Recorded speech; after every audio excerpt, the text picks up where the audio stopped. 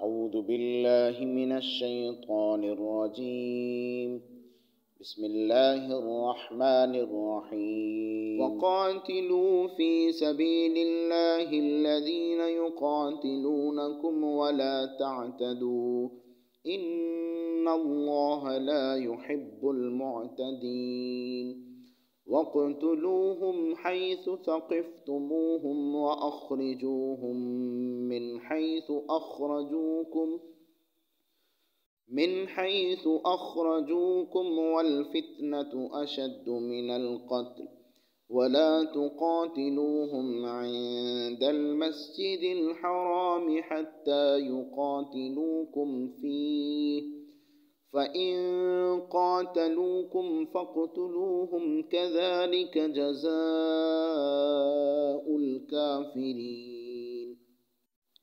فإن انتهوا فإن الله غفور رحيم. وقاتلوهم حتى لا تكون فتنة ويكون الدين لله فإن انتهوا فلا عدوان إلا على الظالمين. الشهر الحرام بالشهر الحرام والحرمات قصاص فمن اعتدى عليكم فاعتدوا عليه بمثل ما اعتدى عليكم واتقوا الله واعلموا أن الله مع المتقين.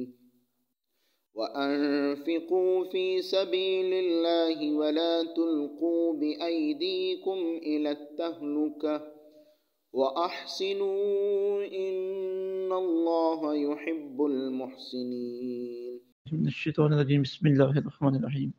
وقاتلوا في سبيل الله الذين يقاتلونكم ولا تعتدوا إن الله لا يحب المعتدين. آمنت بالله صدق اللہ العظیم. آج کا ہمارا درس قرآن سورہ البقرہ کی آیت نمبر 190 سے لے کر آیت نمبر 195 تک ہے. اس میں اللہ تعالیٰ نے جہاد اور جنگ کے احکامات،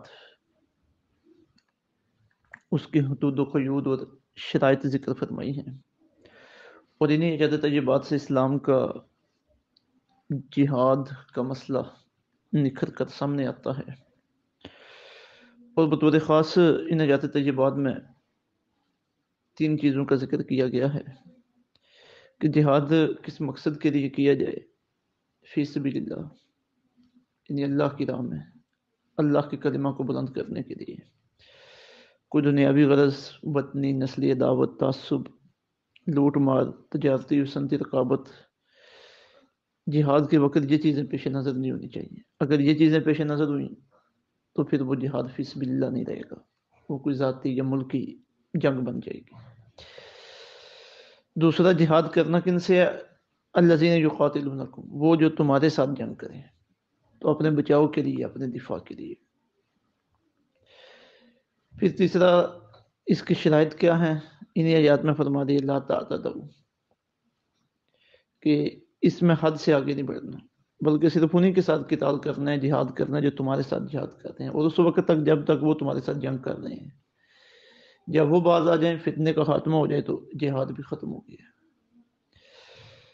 دوران جہاد جو پابندیاں عائد کی گئی ہیں احادیث طیبات میں، وہ بکھری ہوئی ہیں. مثلا عورتوں کو، معصوم بچوں کو، اپاہجوں کو، بوڑھوں کو، کسانوں کو، مزدوروں کو اور راہبوں کو قتل نہیں کرنا، ان کے اوپر ہاتھ نہیں اٹھانا، سوائے ان کے کہ ان میں سے کوئی خود جنگ کے لیے آ جائے. حضرت سیدنا صدیق اکبر رضی اللہ تعالیٰ عنہ نے اپنے سپہ سالار حضرت یزید بن سفیان رضی اللہ تعالیٰ عنہ کو جب جہاد کے لیے بھیجا تو رخصت کرتے ہوئے نصیحت کی کہ پھلدار درختوں کو نہ کاٹنا، اونٹوں اور شیردار جانوروں کو بغیر ضرورت کے ہلاک نہ کرنا. اور جہاد حکومت اسلامیہ جہاں پہ موجود ہے اور ان کی نگرانی میں فرض ہوتا ہے.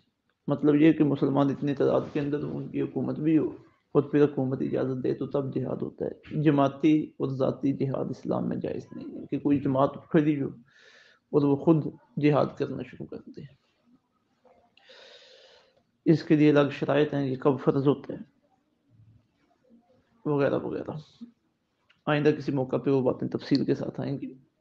آج بنیادی طور پہ ہم صرف نجاتی تجربات کا ہی مطالعہ کرتے ہیں، جس سے کم از کم جہاد کے اصول و ضوابط جو ہے نا وہ سامنے آ رہے ہیں.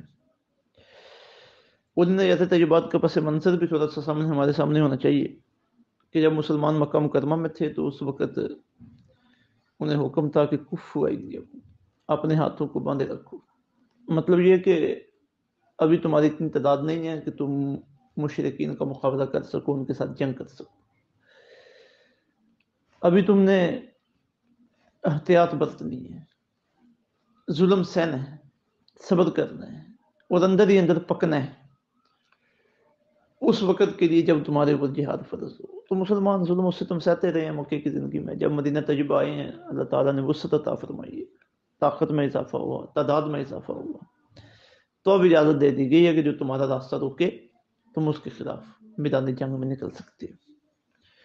تو یہ پہلا موقع ہے سورہ بقرہ شریف میں جب آیات تجربات اتر رہی ہیں.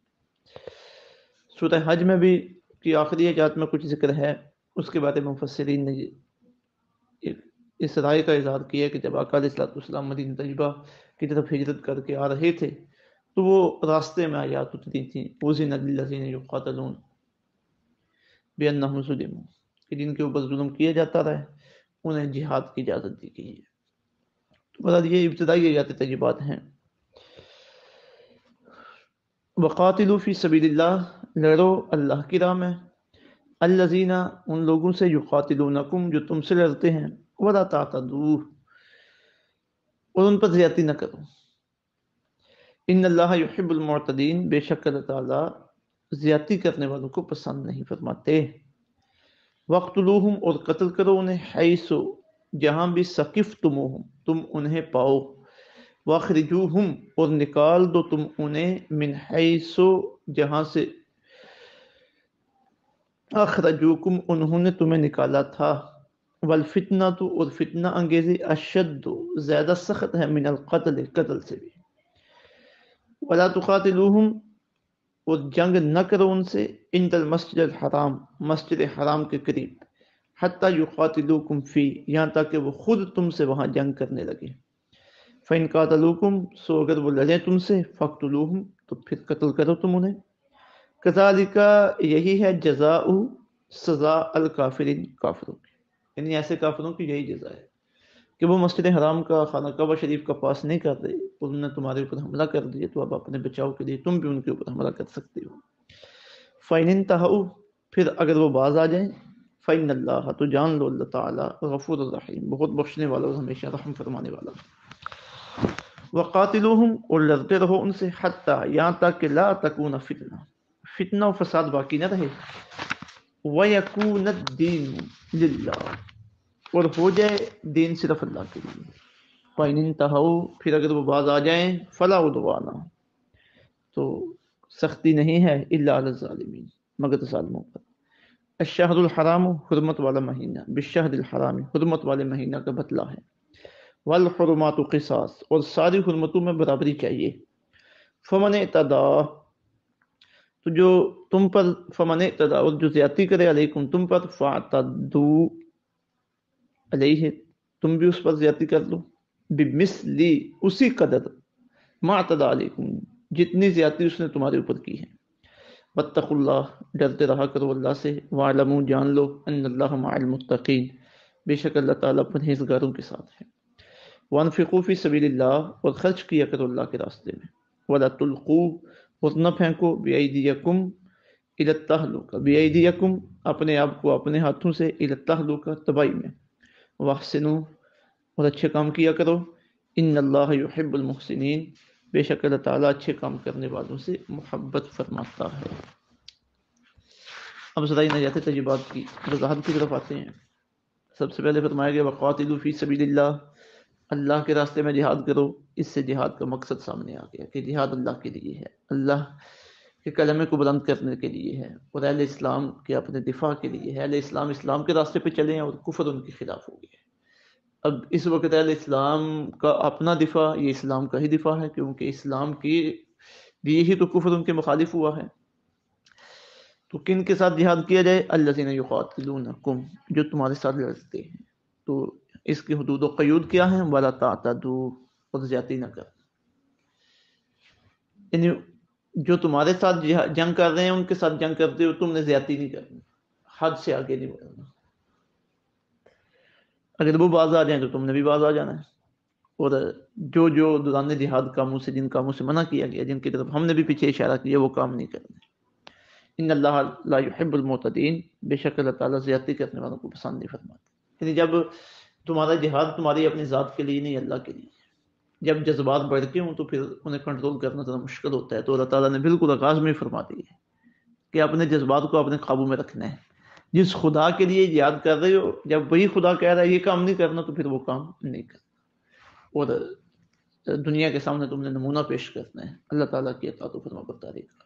انہیں پتہ چلے کہ اگرچہ ہم ان کے دشمن ہیں، لیکن پھر بھی یہ ہمارے ساتھ وہی معاملہ کر رہے ہیں جو اللہ نے انہیں حکم دی ہے. اپنے جذبات کو دوران جنگ بھی انہیں کنٹرول میں رکھا ہوا ہے. وَاقْتُلُوهُمْ حَيْثُ ثَقِفْتُمُوهُمْ، قتل کرو انہیں جہاں بھی انہیں پاؤ. وَأَخْرِجُوهُمْ، اور نکال دو انہیں من حیث اخرجوکم، جہاں سے انہوں نے تمہیں نکالا تھا. صلح حدیبیہ کے معاہدہ کے بعد جب مسلمان خانہ کعبہ شریف کی زیارت کو جانے لگے ہیں، دل میں یہ خیال آ رہا تھا کہ اگر ہے تو صلح کا معاہدہ، لیکن خدا نخواستہ انہوں نے ہمارے اوپر حملہ کر دیا مشرکین مکہ نے، تو پھر ہم کیا کریں گے؟ اپنا بچاؤ بھی کر سکیں گے؟ تو اللہ تعالیٰ نے اجازت دی کہ ہاں اگر وہاں پہ وہ تمہارے ساتھ جنگ کریں تو تم بھی جواب میں جنگ کرو اپنے دفاع کے لیے. اور انہوں نے تمہیں وہیں سے نکالا تھا نا، مکے سے تمہیں ہجرت پہ مجبور کیا تھا، تم مدینے کی طرف آئے تھے. تو اگر وہ فساد و فتنہ و فساد کریں تو پھر تم میدان میں آ جاؤ اور انہیں وہاں سے نکال دو. پھر آگے فتنے کے بارے میں فرمایا گیا کہ یہ کتنی سخت چیز ہے. فرمایا والفتنۃ اشد من القتل، فتنہ تو قتل سے بھی زیادہ سخت. اور جہاد تو ہے ہی فتنے کے خاتمے کے لیے، کفر فتنہ ہے. اور پھر جو لوگ اسلام قبول کریں اور اسلام قبول کرنے کی پاداش میں ان کے اوپر زمین تنگ کرنا اور انہیں پریشان کرنا اور تنگ کرنا، یہ بھی ساری چیزیں فتنہ ہیں. تو فرمایا فتنہ قتل سے بھی زیادہ سخت ہے. فتنہ کسے کہتے ہیں؟ جب سنار میل نکالنے کے لیے سونے کو پگھلاتا ہے نا، تو اس وقت عرب کہتے ہیں فتن الصاغ الذهب.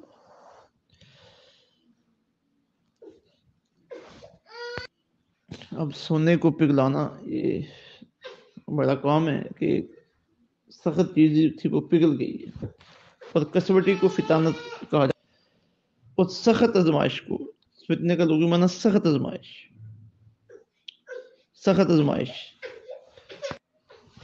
سخت آزمائش کو فتنہ کہا جاتا ہے. اور سب آزمائشوں میں سخت ترین آزمائش وہ ہے جو دین کے لیے ہو، کہ لوگوں کو دین سے برگشتہ کرتے اور دین ان سے چھین نہ چاہے. تو اس سے بڑی آزمائش کیا ہو سکتی ہے؟ تو فرمایا فتنہ قتل سے بھی زیادہ سخت ہے. وَلَا تُقَاتِلُوهُمْ عِنْدَ الْمَسْجِدِ الْحَرَامِ، اور نہ جنگ کرو ان سے مسجد حرام کے قریب، حَتَّى يُقَاتِلُوكُمْ فِيهِ، یہاں تک کہ وہ خود تم سے وہاں جنگ کرنے لگے. اب مسجد حرام خانہ کعبہ کا گرد و نواح جو حرم شریف ہے، وہاں شروع سے یہ عقیدہ چلا آ رہا ہے کہ وہ امن ہے، حالت امن، وہ جائے امن ہے، اب بھی ہے. لیکن مسلمانوں کو اجازت دی جا رہی ہے کہ اگر وہاں دوران طواف عبادات وہ کافر تمہارے اوپر حملہ کر دیں تو اپنے بچاؤ کے لیے تم ان کے اوپر حملہ کر سکتے ہو. فَإِنْ قَاتَلُوكُمْ، سو اگر وہ لڑیں تم سے، فَاقْتُلُوهُمْ، تو پھر قتل کرو تم بھی انہیں. كَذَلِكَ جَزَاءُ الْكَافِرِينَ، یہی سزا ہے ایسے کافروں کی. فَإِنْ انْتَهَوْا، پھر اگر وہ باز آ جائیں، فَإِنَّ اللَّهَ غَفُورٌ رَحِيمٌ، تو جان لو اللہ تعالیٰ بہت بخشنے والا اور ہمیشہ رحم فرمانے والا ہے. یعنی جنگ تو تم نے کرنی ہے اس وقت تک کہ جب تک ان کی طرف سے آنے والی آزمائش تمہارے اوپر موجود ہے. جب وہ ختم ہو گئی ہے، امن ہو گیا، تو پھر تم جنگ سے اپنا ہاتھ روک لو.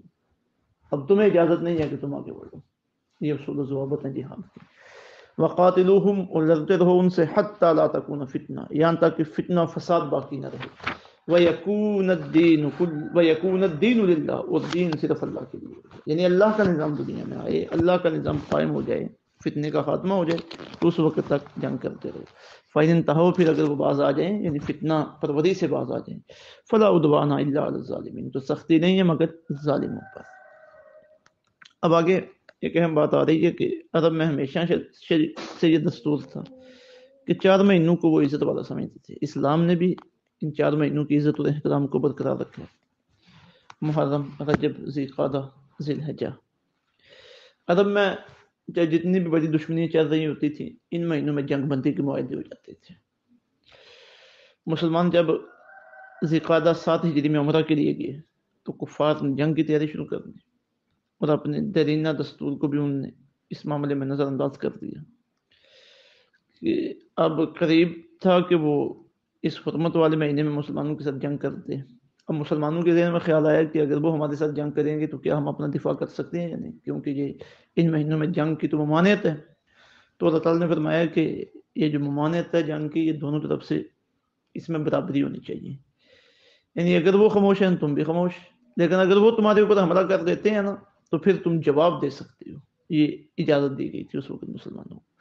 فرمایا شہر الحرام، حرمت والا مہینہ، بشہر الحرام، حرمت والے مہینے کا بدلہ ہے، والحرمات قصاص، اور ساری حرمتوں میں فریقین کے رویے میں برابری چاہیے. یعنی انہیں بھی رکنا چاہیے نا. وہ تمہارے اوپر حملہ کریں اور پھر ان کی خواہش ہو کہ تم آگے سے خاموش رہو، ایسا نہیں ہے، تم نے ان کا جواب دینا ہے. فمن اعتدى علیکم، اور جو تم پر زیادتی کرے، فاعتدوا علیہ، تو تم بھی اس پر زیادتی کر لو، بمثل ما اعتدى علیکم. اچھا زیادتی تم نے کتنی کرنی ہے؟ پھر جس نے تمہارے اوپر زیادتی کی ہے اسی قدر جتنی اس نے تم پر زیادتی کی ہے. اب یہ دیکھیں بار بار فرمایا جا رہا ہے حد سے آگے نہیں بڑھنا. تو یہی زندگی کے تمام امور میں اسلام کی ہمیں نصیحت ہے کہ جو حدود اللہ قائم ہو گئی ہیں بس وہاں تک رہنا ہے، ان سے آگے نہیں جانا. واتقوا اللہ، ڈرتے رہا کرو اللہ سے. وَاعْلَمُوا، جان لو، ان اللہ مع المتقین، بے شک اللہ تعالیٰ پرہیزگاروں کے ساتھ، مطلب کہ اللہ تعالیٰ کی مدد پرہیزگاروں کے ساتھ ہے. وَانفِقُوا فِي سَبِيلِ اللہ، خرچ کیا کرو اللہ کی راہ میں. اب بات آ رہی ہے مالی جہاد کی. پہلے تھا جانی جہاد، اب مالی جہاد، کہ مال بھی اپنا اللہ کے راستے میں خرچ کیا کرو.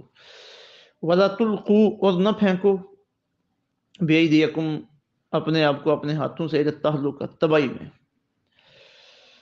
حضرت ابو ایوب انصاری رضی اللہ تعالیٰ عنہ آپ اس آیت طیبہ کی تفسیر کرتے ہیں کہ اپنے ہاتھوں سے اپنے آپ کو تباہی میں نہ پھینکو. اس سے مراد یہ ہے کہ اللہ کے راستے میں جہاد کو ترک نہ کرو. یعنی جذبہ جہاد اپنے دلوں کے اندر موجود رکھو، اور جب جہاد کی ضرورت پیش آئے تو میدان عمل میں، میدان جہاد میں نکلو. اگر تم نے جہاد کو ترک کر دیا تو یہی سمجھ لو کہ تم نے خود کو اپنے ہاتھوں سے ہلاکت میں ڈال دیا. پھر کیا ہوگا؟ تمہارا دشمن طاقتور ہو جائے گا، اس کا حوصلہ بڑھ جائے گا، اور پھر وہ تمہارے اوپر غالب آئے گا اور وہ تمہیں تنگ کرنے کی کوششیں کرے گا، تمہارے خلاف سازشیں کرے گا، کیونکہ اسے پتا ہے کہ آگے سے کوئی جواب نہیں آنا. آج امت مسلمہ نے جہاد کو ترک کیا تو یہ صورتحال آ گئی ہے. جو امت مسلمہ کے زوال کے اسباب ہیں ان میں ایک سبب جذبہ جہاد کا ناپید ہونا ہے، اور یہ جہاد سے ڈرنا ہے. آج لوگ جہاد کے نام سے بھی ڈرتے ہیں اور جہاد کا نام لینا ہی نہیں چاہتے. تو یہ آیت طیبہ ہمیں پکار کے کہہ رہی ہے کہ اٹھو اور جذبہ جہاد اپنے اندر پیدا کرو. وَأَنفِقُوا فِي سَبِيلِ اللَّهِ وَلَا تُلْقُوا بِأَيْدِيكُمْ إِلَى التَّهْلُكَةِ، خرچ کیا کرو اللہ کی راہ میں اور نہ پھینکو اپنے آپ کو اپنے ہاتھوں سے تباہی میں. جب تک مسلمانوں کا جذبہ جہاد بیدار تھا، مسلمان غالب تھے پوری دنیا پہ، عزت تھی، وقار تھا، احترام تھا، اور فتنہ پرور قوتیں مسلمانوں سے ڈرتی تھیں. جذبہ جہاد ختم ہوا تو فتنہ پرور طاقتیں مسلمانوں کے اوپر غالب آ گئی ہیں. پوری دنیا کی یہی صورتحال اس وقت نظر آ رہی ہے. واحسنوا، اور اچھے کام کیا کرو، ان اللہ یحب المحسنین، بے شک اللہ تعالیٰ اچھے کام کرنے والوں سے محبت فرماتے ہیں. اللہ رب العزت سمجھ کی اور عمل کی توفیق عطا فرمائے. وما علینا الا البلاغ المبین.